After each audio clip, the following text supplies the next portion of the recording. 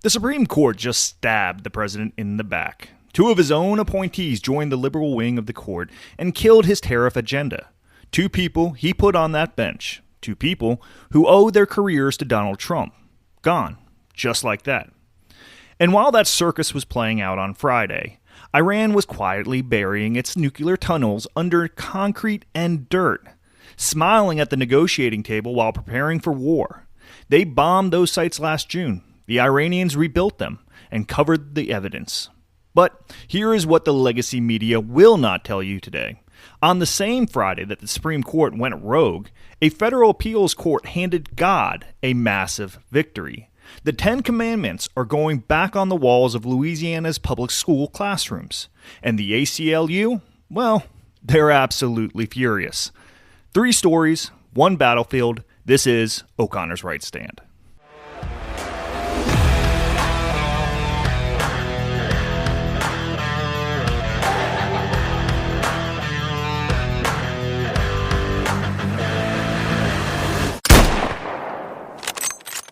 Welcome back, Patriots, to O'Connor's Right Stand. I'm John O'Connor.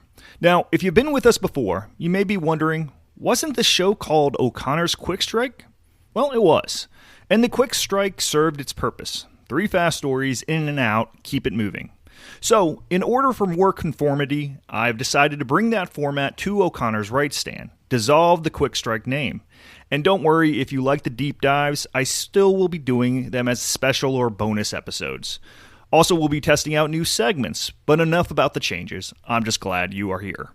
So, we are watching the Supreme Court defy a sitting president. We are watching Iran rebuild nuclear sites we paid billions to destroy. We are watching the left try to rip God out of our classrooms. These are not quick strike stories. These are stand stories now. And that is exactly what we are doing. It's time to make a stand, a right stand. Today is Monday, February 23rd, and I have 3 stories that are going to have you gripping your steering wheel or your coffee mug or whatever's in your hand right now. First, the Supreme Court's 6-3 ruling that killed the president's tariffs. 2 of Trump's own appointees sided with the liberals. We are going to talk about what happened, who did it, and what it means. Second, Iran. While everyone was watching the tariff ruling, satellite images emerged showing Tehran has buried every single tunnel entrance at the nuclear sites we bombed last June. They are rebuilding, they are hiding it, and they are sitting at the negotiating table pretending they want peace. And third, the Fifth Circuit Court of Appeals voted 12-6 to put the 10 Commandments back in Louisiana's public classrooms. God is winning, Patriots, even on a rough Friday. So, buckle up, let's get into it. 1. All right, Patriots, first story. And I want you to pay really close attention here, because what happened on Friday, February 20th, is one of the most significant judicial moments of the Trump presidency, and it deserves more than a headline. The Supreme Court of the United States voted 6-3 to strike down President Trump's sweeping tariffs. The tariffs he imposed using a 1977 law called the IEEPA, the International Emergency Economic Powers Act. The court ruled that law does not give the president the authority to impose tariffs. Now, Patriots, here's where it gets personal. The ruling was 6-3. Chief Justice Roberts wrote the majority opinion. He was joined by 3 liberal justices, Sotomayor, Kagan, and Ketanji Brown Jackson. That's 4 votes. You need 6. So where did the other 2 come from? Neil Gorsuch and Amy Coney Barrett. Let that sink in. 2 justices nominated by Donald Trump. 2 people who would not be sitting on the highest court in the land if Donald Trump had not won in 2016. They sided with the liberals. They handed the left a massive victory against the man who put them there. You want an analogy? Imagine you pull a drowning man out of a river. You give him a new life, a job, a purpose. And 10 years later, he just shows up and drains your swimming pool. That is what happened on Friday. Now, the 3 justices who actually held the line, Clarence Thomas, Samuel Alito, and Brett Kavanaugh, those 3 dissented. Those 3 said the president has every right to use emergency powers to address trade deficits. Those 3 understood what was at stake. So what exactly did Roberts say? He wrote, and I want to be precise here, that Trump's tariffs represented a claim to the extraordinary power to unilaterally impose tariffs of unlimited amount, duration, and scope. And the court said, no, IEEPA was never meant for that. Patriots, let me ask you something. Do you think the Founding Fathers wrote the Constitution so that 9 unelected judges could override the economic agenda of a president chosen by 77 million Americans? Of course they didn't, but here we are. Now, Trump did not take this lying down. Within hours of the ruling, he was at the podium. He called the justices who ruled against him, including his own appointees, a disgrace to our nation. He said Gorsuch and Barrett were an absolute embarrassment to their families. Strong words, warranted words. And then he did something, some might say brilliant. He immediately announced a new 15% global tariff, this time under a completely different law, Section 122 of the 1974 Trade Act, which does explicitly authorize the president to impose import surcharges for balance of payments reasons. Trump looked the court in the eye and said, fine, I'll use a different door. That is the move of a fighter. Most politicians would have sulked. Trump found the next tool in the toolbox before the cameras were even turned off. But let's be honest about what this ruling really means. The left is celebrating because they think they stopped Trump's trade agenda. They have not. What they have done is force Congress to actually do its job, to pass legislation explicitly granting tariff authority. And with Republicans controlling both chambers, well, that conversation could be coming. Trump also blasted, and this is important, what he called disloyal Republicans. He posted on social media, Republicans are so disloyal to themselves. He's not talking about the justices. He's talking about the broader rhino problem inside the party. The people who smile at the rallies and then fold the moments there's pressure. Sound familiar? Here's the bottom line, Patriots. The Supreme Court handed the left a win on Friday. 2 Trump appointees made it possible. But Trump answered within the same news cycle with a new tariff strategy. The fight is not over. It is just moving to a different battlefield. The question I have for you is this. If the justices Trump appointed are willing to rule against him on something this fundamental, what does that tell you about the limits of judicial appointments as a long-term strategy? Because it tells me that we cannot rely on non-people in black robes to protect this country. We have to do it ourselves, at the ballot box, every single time. 2. All right, Patriots. Second story. And I want you to pay very close attention here because this one is being buried under the tariff coverage. And that is exactly what Tehran is counting on. While the nation was watching the Supreme Court drama unfold on Friday, satellite images were circulating among national security analysts showing something deeply alarming. Iran has been rebuilding and now actively hiding the nuclear sites that the United States and Israel bombed last June during the 12-day war. Let me give you the specifics, Patriots, because this is not vague. This is documented. This is satellite imagery analyzed by the ISIS, the Institute for Science and International Security, and corroborated by Reuters and the Washington Free Beacon. The Isfahan nuclear complex, one of 3 uranium enrichment plants the United States bombed in June, had multiple tunnel entrances. As of early February 2026, every single one of those tunnel entrances has been backfilled with soil and buried, completely buried. So why does that matter? Because burying tunnel entrances does 2 things. It dampens the impact of any future airstrike, and it makes a special forces raid to seize or destroy enriched uranium nearly impossible. I'll say that again, Patriots. They are not just rebuilding. They are making the sites harder to destroy the next time. At the Parshin military complex, a site where Iran has historically tested high explosive triggers for nuclear warheads, satellite images show something called a concrete sarcophagus. That is the actual term used by analysts, a sarcophagus. They have built a large concrete structure over a newly constructed facility and then covered it with soil to hide it from aerial observation. Analysts have identified what appears to be a cylindrical chamber roughly 150 feet long inside that structure. High explosive containment vessels of that size are consistent with nuclear warhead trigger development. And their ballistic missile program? It's already fully rebuilt. The Sherwood Missile Production Plant, their largest solid propellant missile facility, was back online within months of the June strikes.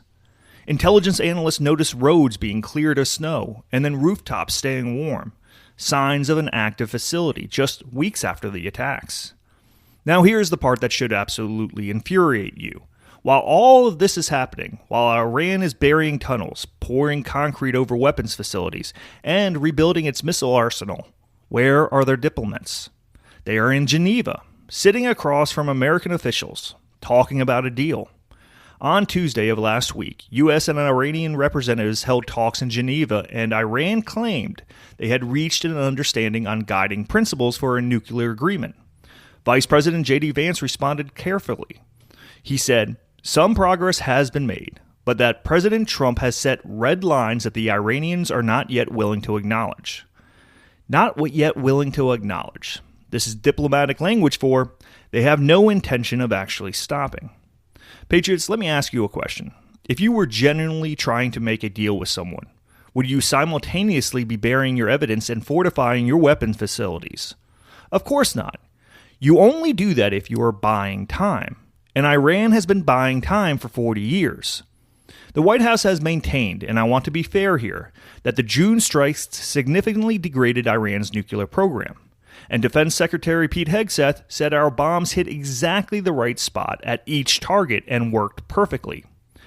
I believe our military executed the mission they were given. But no airstrike is permanent, Patriots. You cannot bomb an ideology out of existence. And the ideology in Tehran is the same as it's always been. Destroy Israel, humiliate America, and get the bomb. Trump has paired this diplomatic pressure with a significant military buildup. 2 aircraft carriers are now positioned near Iran. More than 150 military cargo flights have moved weapons and ammunition to the Middle East in recent weeks. He is speaking softly, but carrying a very large aircraft carrier battle group, and that is the right posture.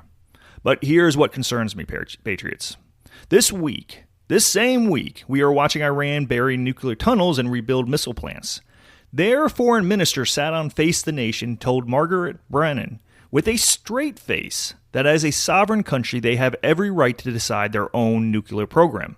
Every right. That is the face of a regime that has already decided. Simultaneously, Iran held war games in the Strait of Hormuz, the narrow waterway through which roughly 20% of the world's oil flows, and then announced new joint naval drills with Russia in the Sea of Oman. That is not the behavior of a country that wants peace. This is the behavior of a country that is stalling, rebuilding, and preparing. Here's the bottom line, Patriots. The deal Iran is offering is the same deal they have always offered. Words on paper while weapons go underground. The satellite images do not lie. The concrete sarcophagus does not lie. The buried tunnel entrances do not lie. President Trump knows this. That is why the carriers are there. That is why Vance said what he said about red lines. The question is whether our diplomatic team has the spine to walk away from a bad deal, or whether the pressure to declare a win will lead us into the same trap every administration before Trump fell into. Keep your eyes on Iran, Patriots. The legacy media is not going to tell you what those satellite images mean, but now you know. Okay, on to a new segment for this show.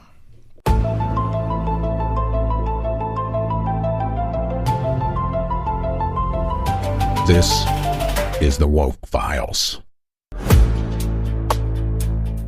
Case number 6326. So what do we do now that Republicans just literally essentially killed all of the poor people in America that rely on Medicare and Medicaid to survive? And I know a lot of you f***ing Republicans are on that shit too. Yeah, you. Do you guys not understand how expensive insurance is? Because my family pays $1,200 a month in premiums. $1,200 a month in insurance premiums when I still have to pay $40 to go to the doctor and $6,000 deductible for them to actually cover anything. And then we've got the minimum wage at like $9 an hour, and you expect people to be able to afford insurance on $12 an hour and supporting a family? Do you just literally want people to die? oh, quit sending our money to other countries and help our own. Help them how? I'm moving. I'm getting out of this country. I'm taking my kids. We're starting over somewhere else. I hope this entire country burns to the ground. And I hope all the fucking Republicans that voted for Trump burn with it. There it is. Raw, profane, and straight up violent fantasy from the party of love and compassion. This isn't just anger. This is full-on wishing death and destruction on 70+ million fellow Americans because they dare to disagree politically. Imagine if a conservative said anything close to this about Democrats or Biden voters. CNN would run 24/7 specials calling it domestic terrorism and demanding arrests. But when it's a liberal melting down over election results, crickets from the left. No condemnations, no "that's not who we are" lectures, just more echo chamber excuses about Trump derangement syndrome being justified. Newsflash, sweetheart. The country isn't burning. It's thriving under policies you hate. Borders are tightening, energy is booming, and everyday Americans are finally feeling some wins.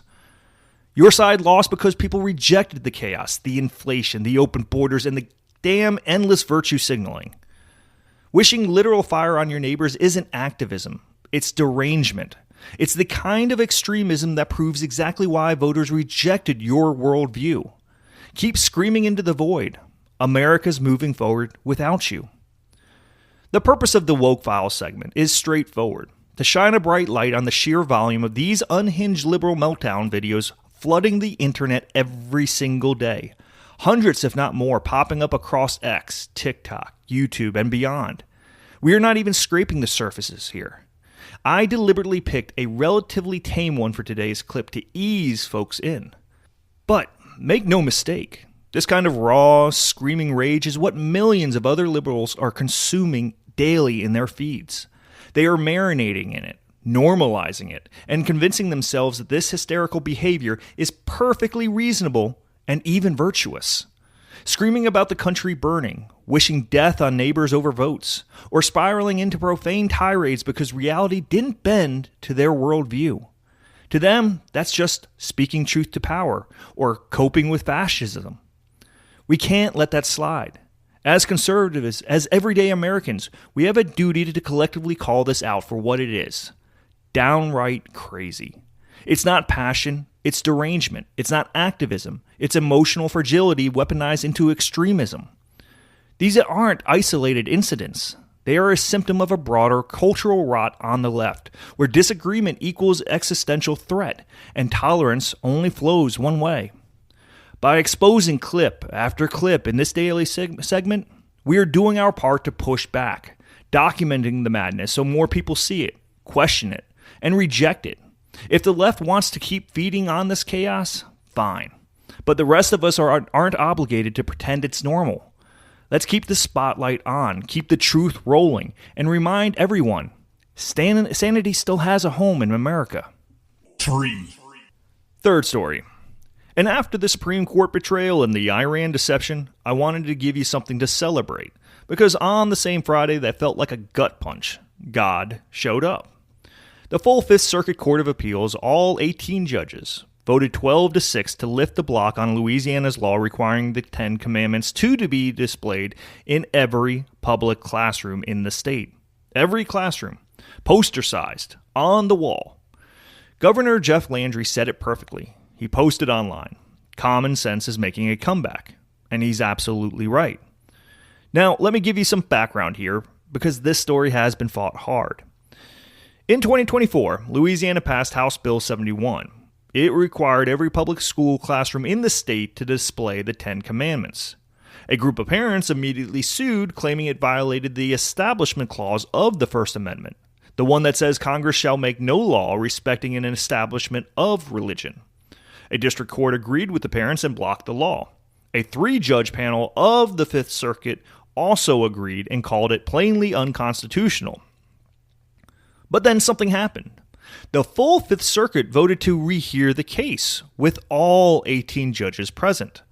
And on Friday, they reversed 12-6. They said the lower courts had moved too fast. They said there are unresolved factual questions about how the displays will actually be implemented. whether other historical documents like the Mayflower Compact or the Declaration of Independence will be displayed alongside them, whether teachers will reference the commandments in class. Without those facts, the court said it could not properly evaluate any First Amendment concerns. Now, Patriots, I know what the left is saying. They are saying the court didn't actually rule it is constitutional, just that it's too early to say it isn't. And technically that is correct. But here's what they are not telling you.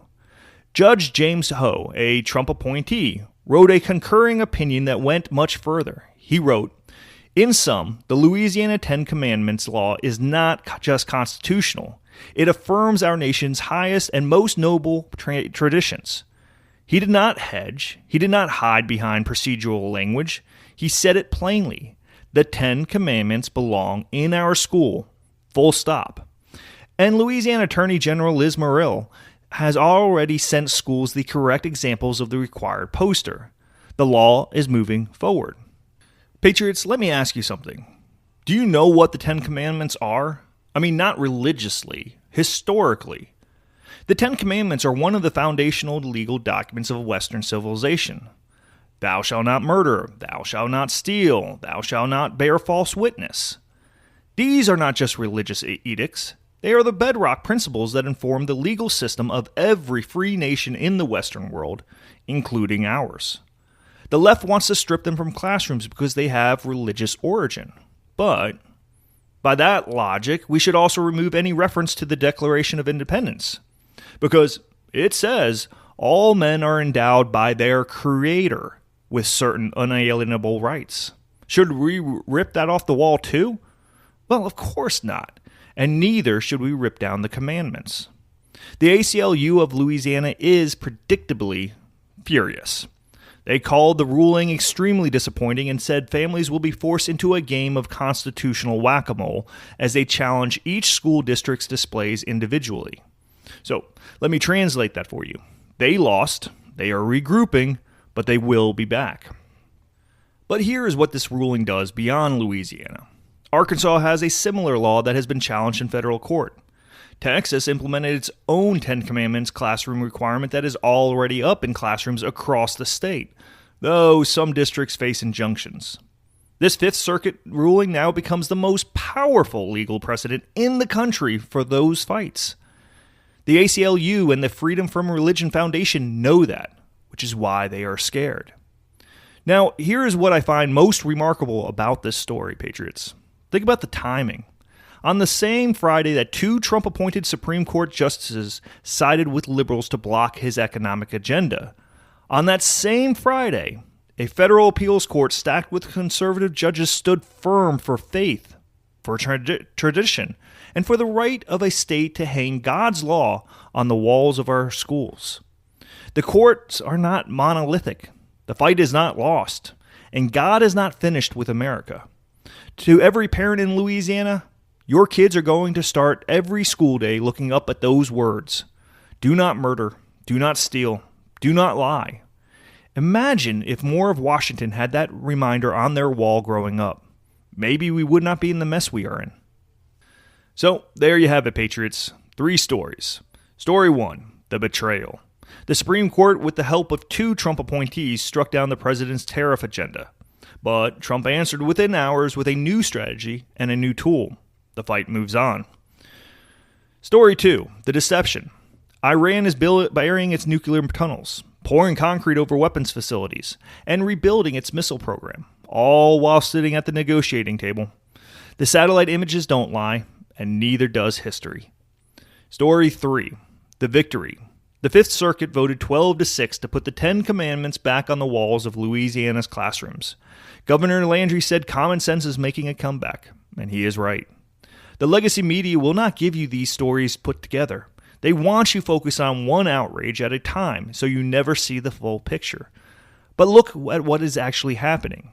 We have a president who gets knocked down by the courts and responds within the same news cycle with a new plan.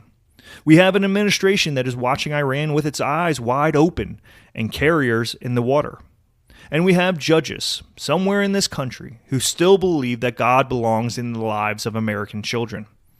That is not a country in retreat, patriots. That is a country still worth fighting for.